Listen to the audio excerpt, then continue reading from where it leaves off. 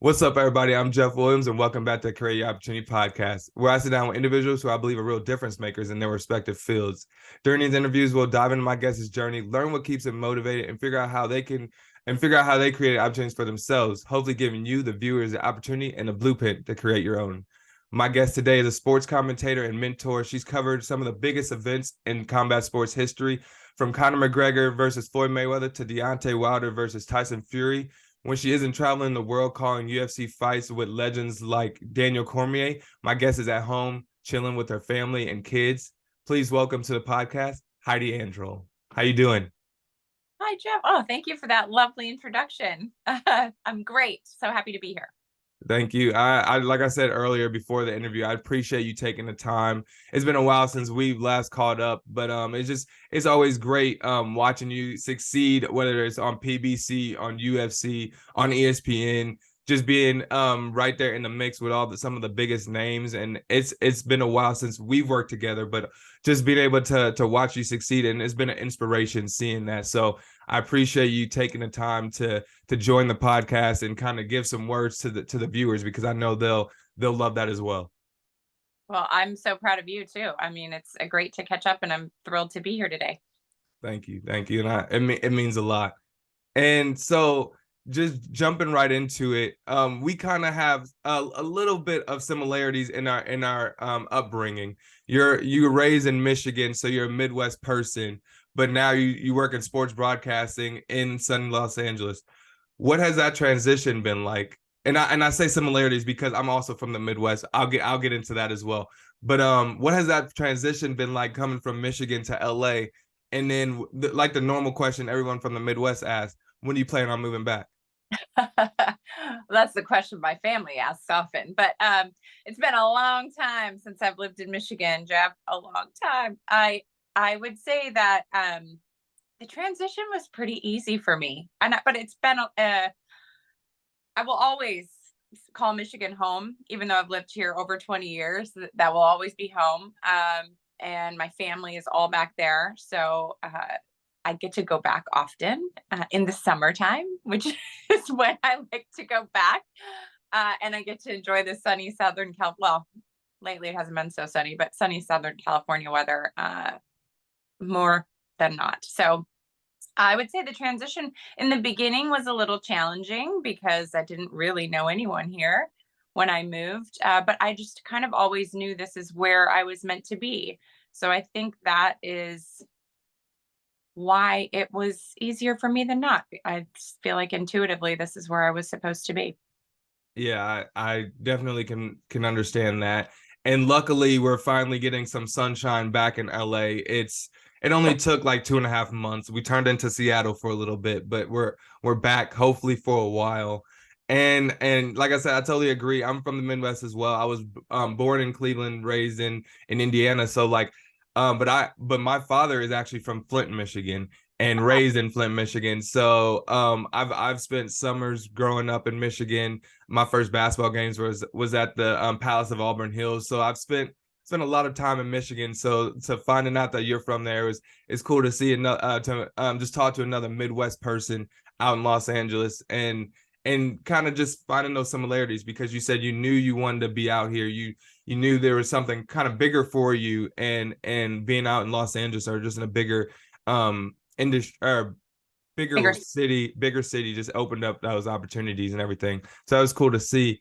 But before we talk about LA and everything, I kind of wanted to talk about your time in Michigan. You're the oldest of three siblings, and being in the Midwest in Michigan, there's not a lot to do. There's either you watch sports, you go outside, you be creative. So what did you do growing up? How did you guys stay busy? I spent a lot of time outdoors. In fact, it was like, if don't come inside until it's dark or you're in trouble. That Yep. was how I grew up. I grew up in a very rural area when I was with my mom. My dad lived in Saginaw and my mom lived out in the thumb of Michigan. So kind of had this interesting juxtaposition of between those two. But then we would always go up north and be outside fishing, or in the winter be snowmobiling, or, we were always outdoors. I'd like to think in my backyard, I had a big willow tree. And I'd like to think that that willow tree was my best friend. I sat under that thing. Even though I had two siblings, I was the oldest. I was more like a mother hen. I was always making sure that the laundry was done and the chores were done and all that stuff, which I had a lot of when I was younger. And when I got time to play, it was often under that tree and being creative. And I've kind of always been a creative individual. And I'm thankful for that tree because it gave me, I think, some of the best moments just in my own head, imagining where I was going to go in life. And I like to think I kind of manifested this life under that little tree when I was a little girl. That's really cool. And I mean, I always think about when I think about going back to the mid or being in the Midwest, like people have to be creative to have fun, to do things out there because there's not a lot of beaches and mountains and all this other kind of stuff. So it's cool to see that those moments kind of created the person you are now. And you, like you said, you manifested that everything that you have now and everything that you have to come. So it's really cool that from that small age, you knew where you wanted to be and you made it happen. So that's always cool to see and cool to hear. And I kind of mentioned being in the Midwest, a lot of sports fans, but you work fully in sports. Like so were you always a sports fan, or did you kind of grow into it? How did that come about?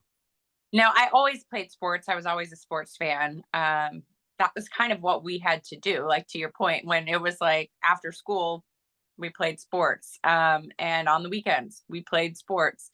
That was just what we did. And I'm so grateful for that small community that I grew up in, that sports was what drove the community. I mean, on Friday nights, you'd go to a football game. It wouldn't just be students. I mean, it would be 5 towns would gather to like watch that game. So it was a part of our DNA growing up. And I think I didn't know at the time, actually, when I was growing up, I thought I was going to be an advertising executive who made Super Bowl commercials. That was what I aspired to do. Like that, I thought I worked did an internship in an advertising agency. Like I thought I was going to be, this really CMO, but instead I ended up in sports, but just in a different facet. I did not ever anticipate being a sportscaster. That did not even cross my mind as a young girl. But I was always kind of in sports and around it, and had many friends who played. So I was gonna ask, did you play any specific sports, or just pretty much all of them when you were younger? I mean, kind of all of them when I was younger. In high school, I ran track, played basketball. Like hockey was our gym class, and so I knew the sport of hockey. And being from Michigan, everyone was a Red Wings fan, and so I knew that sport really well. But primarily, I played, in terms of high school sports, I played basketball and ran track. Oh, okay, yeah, I play basketball as well, so I'm just a big fan. And I asked that because coming from the state of Michigan, there's a couple big schools. I wanted to, and I'm from Ohio. There's only one big school according to me. What? And so this question is mainly for me. It's not even for my audience. Are you a Michigan fan or a Michigan State fan? Because there is a wrong answer in my head. Well, I know that this interview is probably meant to be evergreen, but it's a very sad day for me as a Michigan State Spartan. Yes, I understand that. So yeah, but I went to U of M Flint when I was in high school, and then I transferred over to Michigan State before I came to California. So I would say I'm a Spartan at heart. Yeah, that's great. Is that the right answer? Yes, 100%. I'm Ohio. I was born and raised Ohio State fan. Yes, I won't hold it against. I appreciate it. I feel like Ohio State fans and Michigan State fans are just like cousins, or like we're just not enemies. We're just not enemies. Michigan is just the enemy. It's like we just find common ground in Michigan, just not liking Michigan. So so that was I just wanted to know, because I was like, I knew you're from Michigan. Hey Jeff, I'm glad we figured that out. Yes, we got it out the way. We can actually talk about important things now. get into it. Exactly. But speaking of that, get into it. We can fast forward into you're now in Los Angeles. Well, let me not assume because I don't know where The Apprentice was shot. So I want to jump into where the your role on The Apprentice as a sales manager. Yep. How did that come about? What was that experience like? And yeah, can you just dive into being in that role? And that was in 2007, correct? Six. And 2006. yeah, and a long time ago, and I've somewhat tried to forget about it now.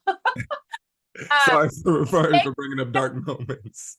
it's fundamental to my being here now. So I would say I actually way back in the day was doing I was a national sales manager for an aerospace company that did filtration systems for turbine engines. Just so happened that at that time there was a lot happening in the Middle East, and I was selling doing military and government procurement for the company. So we had a new product for this new fleet of helicopters.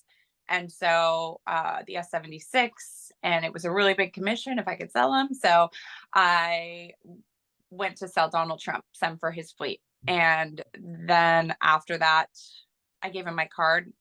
I did my spiel. You'll save $250,000 a year in maintenance. And when you're ready, call me. And he didn't buy my filters, but I did get a phone call to come back and do a psych test and an IQ test and from Mark Burnett Productions. So that was back in 2006. I was on the show. I made it to the episode before the end. I met some amazing people through that experience. One who happens to be Angela Ruggiero, who was 4-time Olympian for the women's U.S. hockey team. She played hockey at Harvard. She's an incredible woman. I just ran into her at South by Southwest. We were both speaking on panels about women in sports. And so her agent actually gave me a ticket to the Anaheim Ducks Detroit Red Wings playoff game in 2006. One ticket. I happened to go into that suite knowing no one, all by myself, and sat in the front of the suite and didn't go in until I had to go to the bathroom. And then when I did, it just so happened I was in like a suite with the who's who, and they started talking about the show and my love of the game. And before you know it, I'm interviewing to take over and start online video for the LA Kings. And that's sort of how I broke into sports. That's cool. I mean, that's a great story. And it's just like opportunity coming a little bit from nowhere, but it's almost like a calling. So it's definitely worked out. I would say I remember before I went to that game, because I had the show was over. I didn't know what I was going to do, but I didn't want to move back to San Francisco and do what I was doing. And I remember watching a Kings game, and I remember being like, I don't know, there's something about this. Like, I think I could do that job. Like, I really think I could do it. I remember saying it to my friends at the table. We were at like, some sports bar, and they all looked at me like, okay, sure, whatever. And I'm like, I don't know why this is like coming to me right now. But then I went to that game, and the door, I had thought it, and then the door had opened, and I was very candid. I said, I don't know that I'm necessarily qualified to start an online video network. But remember, back then there was no online video. This was like the very infancy stages of it. So together, but I did have a business acumen. And so I did understand how to monetize and had a lot of ideas about that. So that's how, but it was literally me with a Panasonic DVX 100 camera with tapes in the locker room the first day of work, like filming through the dumbbells. Like, this is that. And then I called my buddy. I'm like, was the editor for Trick My Truck. I'm like, Brian, I have no idea how to edit. Can you help me? And so I'd would drive to his house in Burbank with all these tapes, and we would edit. He taught me how to edit, and we would cut together these vignettes that we would then put on the website. And from there, Fox called and said, hey, what's this video you've got on your website? Can we use it on our air? Fox West. And I was like, yeah, but I got to grow to it. So let me toss to the piece. And that's how I got on air. That's really cool. And it's pretty much, you pretty much manifested that from being in that bar saying that you could do it, and then like not too much later showing your friends, okay, I already did it. Even if you didn't, if y'all didn't see it for me, I saw it for myself, and you made it happen. That's a, I mean, it's one, that's a great story to hear, and two, it's just, it's inspiring, because like there's so many people that see what their goals are, what their aspirations are on TV, and they won't have that positive outlook. They're like, man, I wish I could do this. I could never do that. Or they'll listen to their friends and be like, okay, you're probably right. Let me just go back to my 9 to 5. But you really just kind of create that opportunity for yourself and made it happen. So that, I mean, that's really cool. Um, Speaking about your time on The Apprentice, do you still like keep up with your, you kind of mentioned it, but you still keep up with your castmates, and or is it just that one that you still keep up with? Um, you know, I was keeping up a little bit on Facebook, Yeah. but Jean Lefebvre, her and I will message once in a while on her social media. Her husband is Ludo Lefebvre. He's an Hmm. amazing chef here in Los Angeles. Um, and so her and I keep kind of in touch. And then Angela and I hadn't seen each other in years. And then it just so happened we both were in Austin speaking almost back to back, and we reconnected, and it was so great. I hadn't seen her in years, but there's a lovely group of people. Life just takes over. Yeah, definitely. I mean, yeah. And then also was like, is there like a favorite moment through that experience, or just like There maybe? is Hmm? there there my favorite moment isn't necessarily related to the show and the Yeah. business side.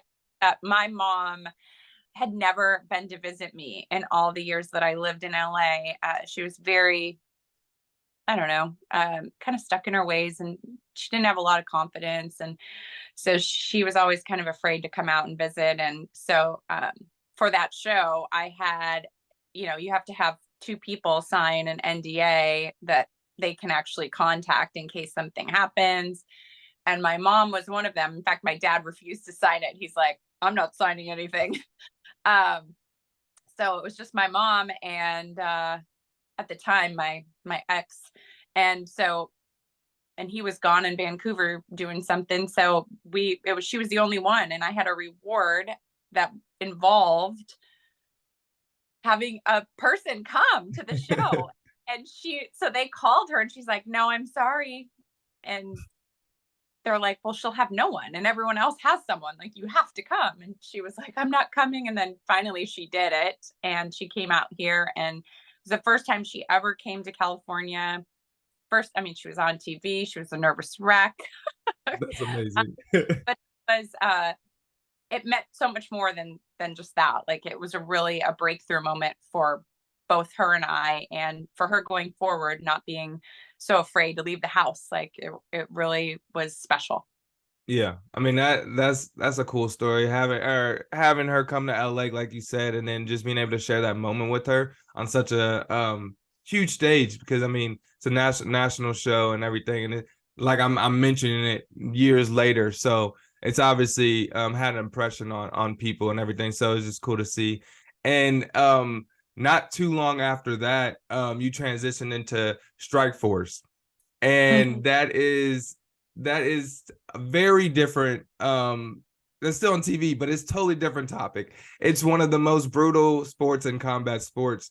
um how do you go, how was that transition going from working in the sales world to work, and you have a sports background, but working in the sales world to being a reporter and commentator in and Strike Force? Yeah, so I was with the Kings for a couple years before I did the Okay. strike. But I was like, I don't know what it is. I went from hockey, which there's like fighting on the ice, Okay, to yeah, man. to now combat. But I was doing some jujitsu. Again, my ex-boyfriend was a wrestler in college, and so I was into it.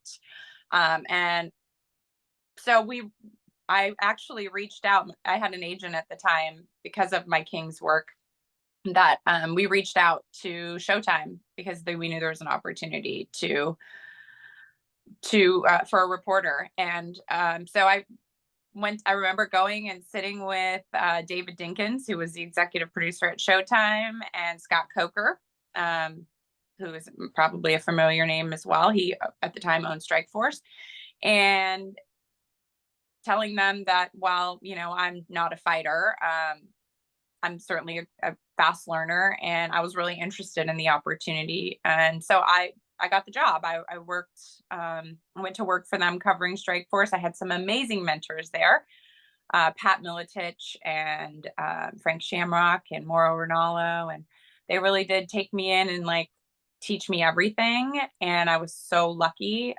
because I could have been swallowed alive in that sport, literally.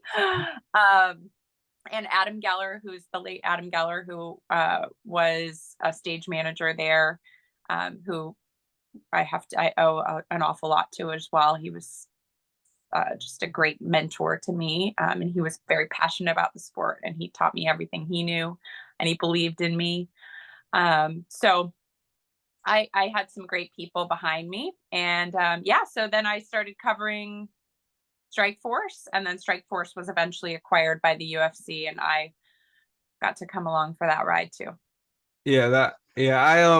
So with Strikeforce, did you work with he was fighting at the time, so did you call any of Daniel Cormier's fights? I did. Daniel Okay. used to take off my high heels to interview him. That's amazing. That is amazing. I was gonna say, because I knew when we met, it was a mixture between the PBC and UFC time. So Daniel was still at Fox, and then now at ESPN, and now seeing you literally on the table working with Daniel is it's almost like a full circle moment. And how's that relationship been? Oh, he's a sweetheart. I mean, there's no one more hysterical. And we were both just saying, we worked a fight in Vegas a couple of weeks ago, and just we were back in the Virgin Hotels, and we hadn't been there since Strikeforce, and we both were like, holy cow, time just goes by so quickly. And he's got a kid younger than I do. He's just keeps on rolling. Yeah, he's doing it. He's coaching everything. So yeah, it's good to see him out there killing it as well. He's so knowledgeable and so funny, and just an absolute pleasure to work with.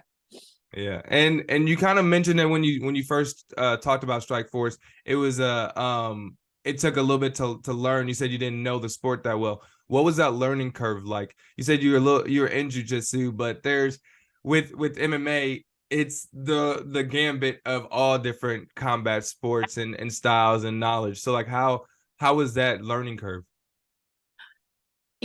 It's funny because I didn't know a lot about helicopters either when I took that job. I didn't know a lot about online video when I took the job at the LA Kings. I didn't know a lot about this, but I think the common thread is that I was curious, and I had a hell of a work ethic. I still like to think I have a hell of a work ethic, and I'm not afraid to ask questions and let people know that I don't know the answer, and please teach me. So I think for a while it was there was that whole thing of fake it till you make it, which I think is somewhat, you got to do a little bit of that, but you also have to be really open to not knowing. And I also think as a woman, I felt like I needed to overcompensate. I needed to know even more. So I was taken seriously, whether it be in aerospace, in the boardroom, or in the locker room. We're all male dominated industries. And so I felt like I always was 10 steps behind, or felt like I was 10 steps behind just being a female. So I did 10 times more of the work to make sure that I didn't get caught not knowing something when I was on the air. So I think the learning curve was challenging and super rewarding, because when you go from knowing this much to knowing my job is so much easier now. 15 years later, I can show up, and I have to do a lot of prep to know the people, but I know the sport so well because I put in all that work back then. So I hope that answers your question. No, it answers my question, and it's a great tidbit. the editor in me, I'm like, oh, I'm clipping this off, because you pretty much said what I hope people understanding people get, because there's a lot of times where you're going to be in situations where you might not either know or feel like you don't know everything that you're asked upon. So like being able to ask questions, being willing to ask questions, and being not afraid to just get in there and learn and kind of make it as you, or yeah, learn as you make it. It's cool to see. And like you said, you did that from aerospace to strike force to now UFC and boxing and everything, and just and all the different sports, even hockey. So it's cool to see, because yeah, there's always gonna be situations where people have to continue learning, and that's a part of life. That's a part of being successful. And yeah, so I love that. And one thing that I was gonna ask you, you kind of mentioned it as well. You went from Strike Force to UFC to boxing. You've interviewed some of the biggest people, from Deontay Wilder to Manny Pacquiao to Caleb Plant to and then all the people on the UFC roster, because there's a legendary fighters. What has been, if you can pick one, what has been your favorite moment so far, being at some of the biggest events in combat history? Oof. In terms of combat, I would, We don't have to keep it combat. We can keep it well, all sports. And the highlights of my career yeah. were working the Olympics in Vancouver when I worked in hockey for the NHL. Uh, Covering, I think being able to, the Floyd Connor, just from the spectacle perspective, and the collision of two worlds that I worked in was really awesome, and really fun. Getting to do like the media day for the Super Bowl for Showtime, when I was working Showtime doing Strike Force boxing, I got to do some NFL stuff and cover the Super Bowl in New Orleans for them. That was really incredible. And then Tyson, Deontay, actually the Errol Spence, Mikey Garcia fight in Dallas at Cowboy, that was just an awesome experience too. Interviewing Manny was really fun.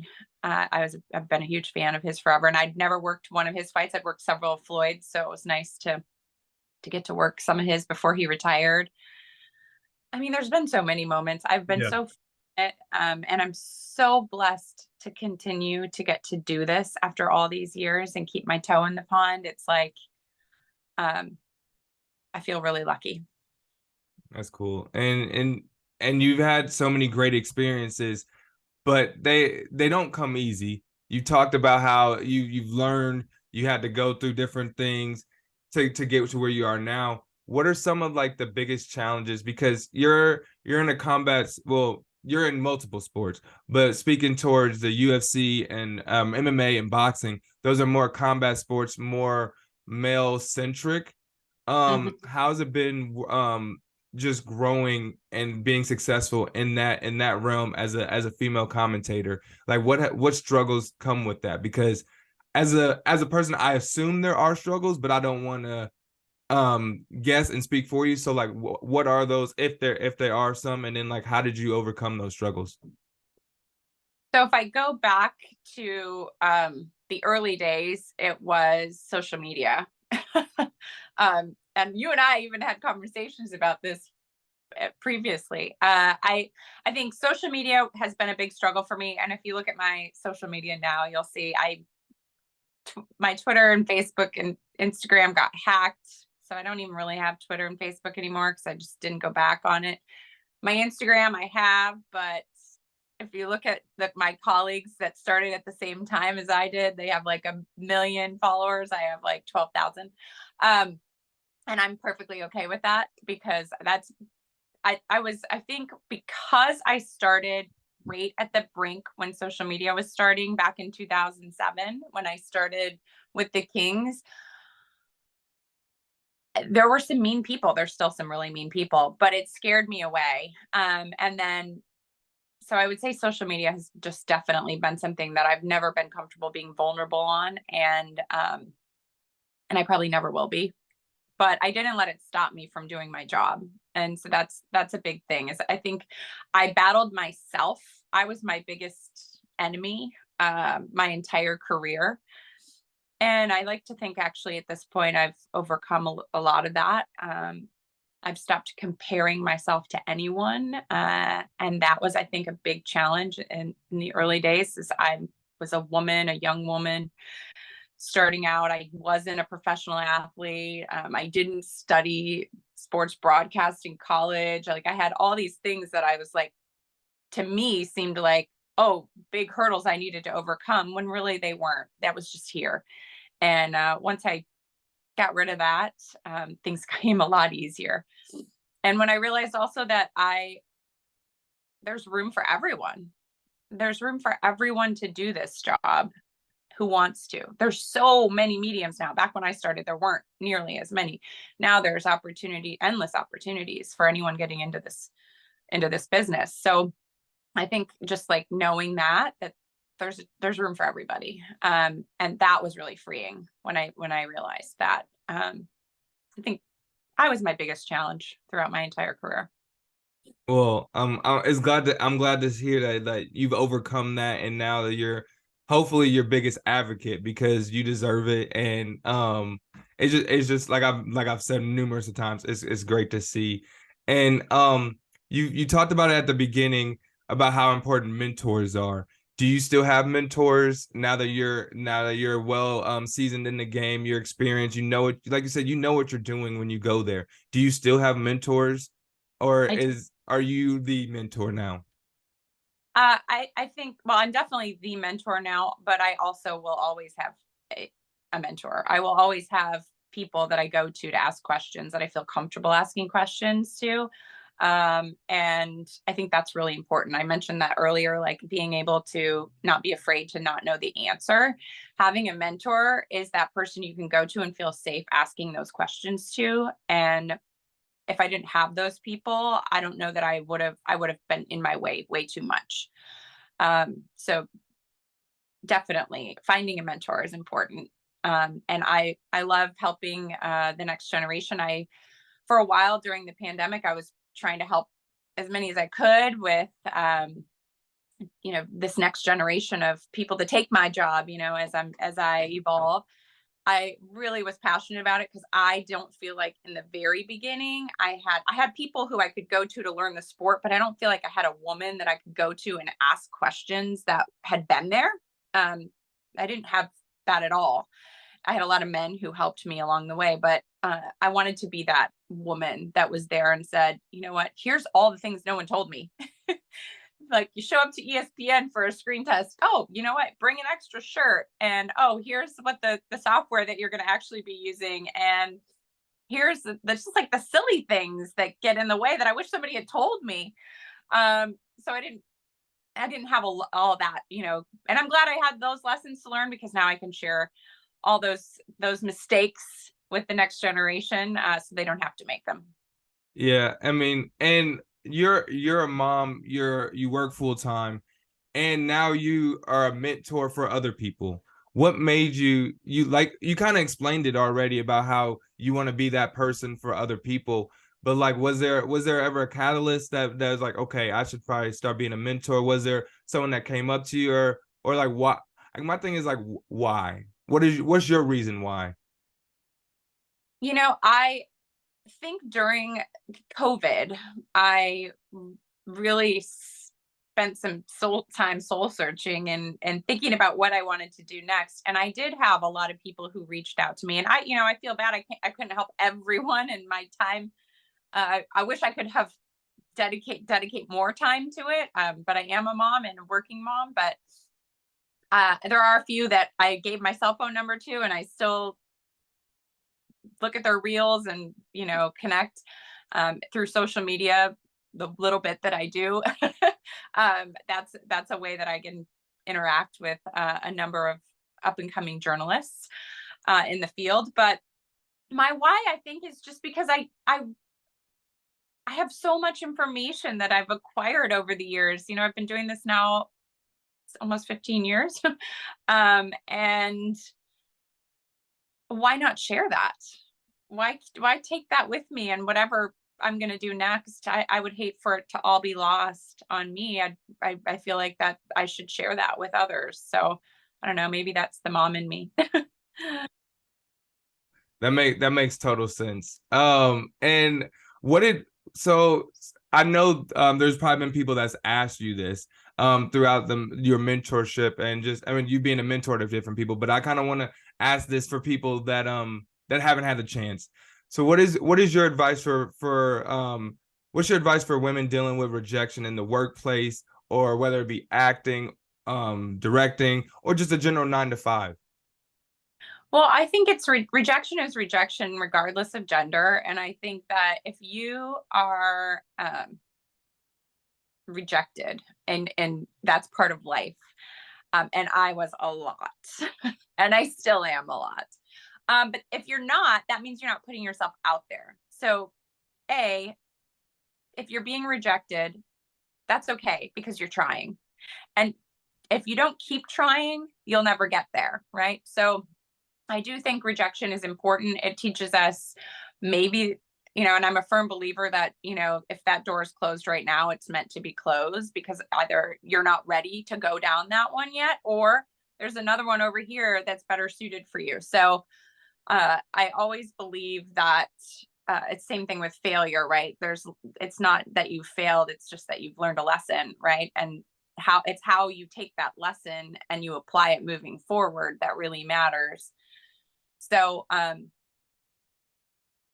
don't know, I'm trying to articulate this in a better way, but I think rejection is what builds it. It sounds kind of cliche, but it builds your character. And I think life is like this big dot to dot. I think of my life looking back and like all these little dots. And while I may have, in the beginning of this interview, said I manifested this, but I didn't even know what I was manifesting. I just knew where I wanted to be, right? Like I knew where I wanted to be. I knew the life I wanted to make. I didn't know what roads I was going to take to get there. And so all those little dots connect when you look back now, like I am able to, they form this beautiful picture. But during the journey, I was like, wait, this dot's way over here. I'm going to work in helicopters. Now I'm going to go work in sports, and now I'm going to work in combat sports. But I'm so glad that I was willing to take those opportunities, willing to fail, willing to get to face rejection, because now I can look back at this picture and it all makes total sense. Those big zigzag lines all led to somewhere, and they led to somewhere magnificent. I couldn't even envision how magnificent that they would be. So I guess that's my takeaway, and hopefully your takeaway as those who are watching this, is that regardless of those failures and those rejections, if you don't keep trying, you don't build that picture to its greatest capacity, and to that beautiful, it won't turn into as big of a beautiful piece of art. So don't be afraid. It's just this much of the picture.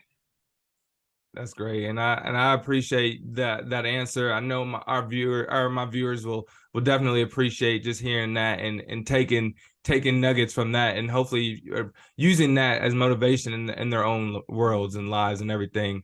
And we spend a lot of time talking about your work life, the work, Heidi. What is life outside of work? You're a mom, you're a husband, or you're a wife, sorry. You have a husband. How has that been? And like what's the normal day-to-day life for you? I'm a mom. I'm a stepmom. It's my daughter's birthday today. My stepdaughter's birthday today. I appreciate you taking the time. Tell her I said happy birthday. 17. She's in Okay. school. Good. 17 already. But life is wonderful. And I really do want to say this, because I think that sometimes, particularly as women, we feel like we can't have it all, or we can't do both. And I'm proof that you can. I have children. I am a mom. I still work on TV, and I'm really fortunate. But it's just about how you prioritize life. And I know that sometimes that can be really hard to share that time between work and family, but it's truly been the biggest blessing. And life is absolutely crazy. I'm not normally. I'm normally in a bun and my glasses and, well, no makeup, but I put some on for you today. Uh, but it's great. We're busy. My kids all play sports, and one's going to college, and another one goes to college next year. And I've got a first grader who's keeps me on my toes, so it's good. That sounds like a lot, but a lot in the best way possible.